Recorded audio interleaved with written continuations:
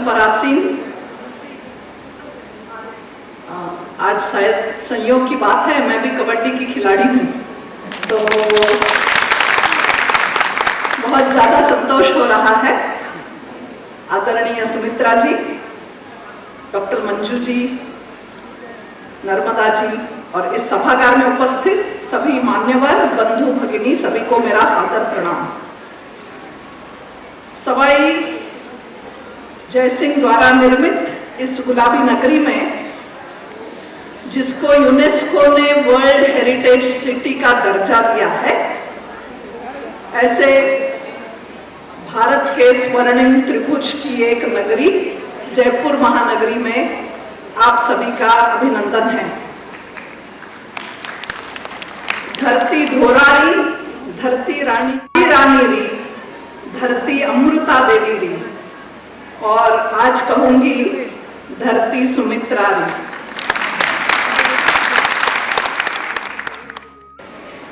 ऐसे ही एक महिला सम्मेलन में गई थी। आज हम सब महिला सम्मेलन में संवर्धिनी, बढ़ता हुआ जिसका अर्थ है, तो ऐसे एक सम्मेलन में हम उपस्थित हैं। कुछ महीने पूर्व एक सम्मेलन में गई थी, संस्कृत भारती करके एक संगठन है, उसके द्वारा वो हरियाणा में पूरे भारत की महिलाओं का एक सम्मेलन था। उस सम्मेलन में जिनको संस्कृत बोलनी आती है और जिनको कुछ न कुछ दायित्व है, ऐसी 450 महिलाएं उस सम्मेलन में आई थी। 24 घंटे संस्कृत में बात कर रही थी। तो आज भी पूरे भारतवर्ष में बहुत कम लोगों को पता है कि ऐसे संभाषण 24 घंटे कर सकते हैं और पूरा कार्यक्रम भी संस्कृत में हो सकता है। अभी जो व्यवस्था की सूचनाएं आपको दे रहे हैं, तो 24 घंटे वहां संस्कृत ही सुन रहे थे। तो ऐसे एक महिला सम्मेलन में जाने का सहयोग प्राप्त हुआ था। आज कल ही हमने हरियाली तीज मनाई है। जैसे ही मैं प्रवेश द्वार से अंदर आ रही थी, तो लहरिया सभी ओर दिखाई दे रहा था, मेहंदी मांडी हुई दिखाई है। तो सबके घरों के बाहर पानी रखा रहता है पक्षियों के लिए, प्राणियों के लिए। तो ये क्यों है हमारे व्यवहार में? क्योंकि हम मानते हैं कि सभी में ईश्वर का वास है, तो उसकी भी पुष्टि करना हम इन छोटी छोटी बातों से करते हैं। बोलते हैं सर्वे भवन्तु सुखिनः। हमारे हिंदू धर्म के अलावा ऐसा कोई नहीं बोलता सर्वे भवन्तु सुखिनः, हम ही बोलते हैं कि सभी सुखी हो। ऐसा एक विश्व कल्याण की कामना करते हैं। किसी भी मार्ग से आराधना करो, उपासना करो, लेकिन आप उस ईश्वर तक पहुंच सकते हो। एकम सत विप्राः बहुधा वदन्ति, ऐसा हम मानते हैं। महत्वपूर्ण बात यानी पुरुष और स्त्री दोनों के सहयोग से, दोनों से पूर्णता प्राप्त होती है, ऐसा हमारा विश्वास है। यह प्रकृति भी, यह विश्व भी और मानव जो जाति है, वह एक दूसरे से जुड़े हुए हैं, परस्पर संबंधी है, परस्परावलंबी है, परस्पर सहयोगी है, पूरक है। इसीलिए हम विश्व में जीवन जी सकते हैं। ऐसी हमारी जीवन दृष्टि है। वो स्त्री प्रधान या पुरुष प्रधान नहीं है। हमारी जीवन दृष्टि धर्म पर आधारित है, कर्तव्य पर आधारित है। ऐसा हमारा भारतीय चिंतन। सिर्फ कुछ गुण, शक्ति या सामर्थ्य पुरुष और स्त्री में भिन्न भिन्न होते हैं, लेकिन आत्मा के स्तर पर हम सब समान हैं। भारतीय चिंतन कहता है महिला यह आदि शक्ति है, शक्ति स्वरूपा है। जब हम नवरात्रि मनाते हैं तो उस 9 दिनों में जो एक ऊर्जा, शक्ति का अनुभव हम करते हैं और उसी शक्ति की पूजा हम करते हैं। हमारा विश्वास है कि महिला में एक अदम्य शक्ति है। बिल्कुल छोटा सा उदाहरण दूं तो जब मासिक चक्र प्रारंभ होता है, तो आज भी हमारे देश में कई स्थानों पर ऐसी परंपरा है कि उस दिन उस बालिका की पूजा की जाती है। क्यों? क्योंकि उसको उसमें एक निर्माण करने की शक्ति आ गई है। अब वो सृजन कर सकती है, यानी जो महिला का एक सबसे विशेष गुण है कि वो सृजन करती है, तो उसकी वो क्षमता उस दिन से प्रारंभ हो गई। इसलिए हम उसकी पूजा करते हैं, प्रशंसा करते हैं, सराहना करते हैं। वो निर्माण करती है, इसलिए हम उसको मातृ स्वरूपा, माँ के समान मानते हैं। कई महिलाएं हैं, अपने शायद उसका स्वयं का कोई बच्चा नहीं होता, लेकिन उसके मन में जो मातृभाव होता है, धीरे धीरे बहुत बड़ी मात्रा में बहुत सारे लोग उसके बच्चे बन जाते हैं। ऐसा एक मातृभाव, तो ये एक मानसिक भी भाव है, हमारे व्यवहार में है। इतने पुरातन काल से हमारे ऋषि मुनियों ने, बड़े बड़े महापुरुषों ने पूरे विश्व का संचार करते समय भी इस चिंतन को अपने व्यवहार के द्वारा उन्होंने विश्व में भी प्रस्थापित किया। हम सबको शिकागो का प्रसिद्ध स्वामी जी का भाषण पता है। क्या बोला उन्होंने? उन्होंने अपने शिकागो के भाषण का प्रारंभ कैसे किया? हाँ, मेरे बहनों और भाइयों, sisters and brothers of America, स्वतंत्रता आंदोलन चला।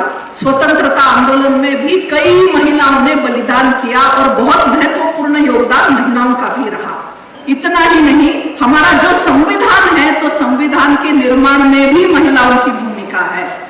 आज अवकाश में जाने वाली है, सेना का नेतृत्व करने वाली है, 26 जनवरी की परेड में मोटरसाइकिल पर पिरामिड बनाने वाली, ऐसे विभिन्न क्षेत्रों में आज महिलाएं हैं। और एक ही उदाहरण इसमें सुनाती हूँ।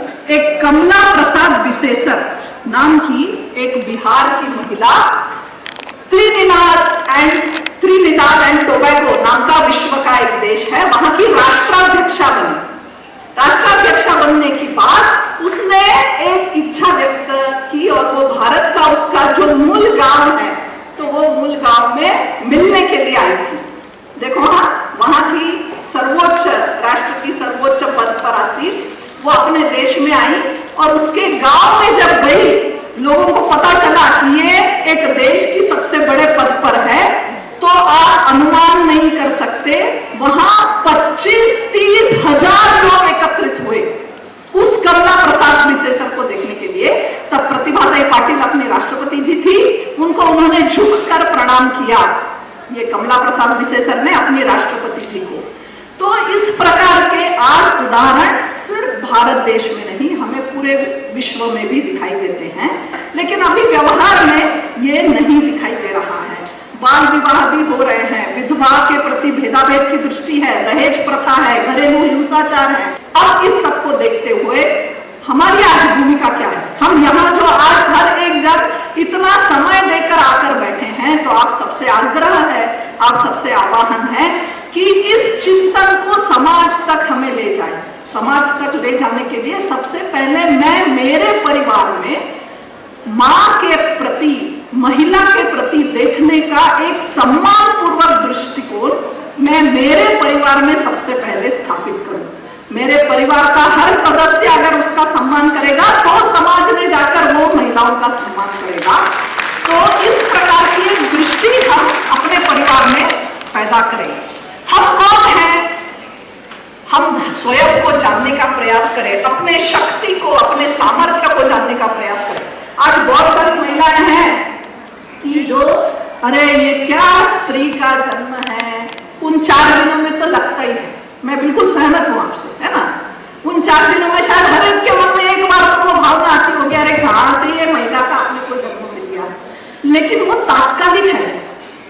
आज हमें ईश्वर ने एक सृजन की एक शक्ति दी है, उसका हम गौरव करें, अपने आप को आदर सम्मान के भाव से पहले हम स्वयं को देखें, तो समाज अपने को सम्मानित भाव से देखेगा।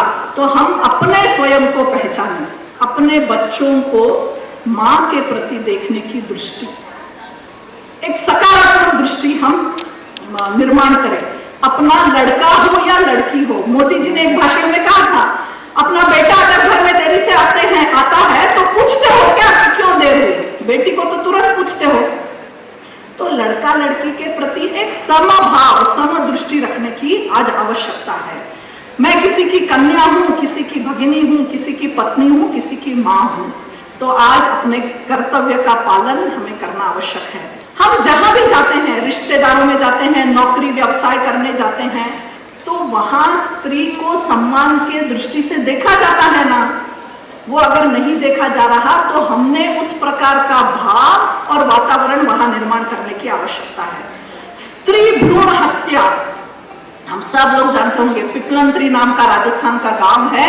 कन्या का जन्म होने पर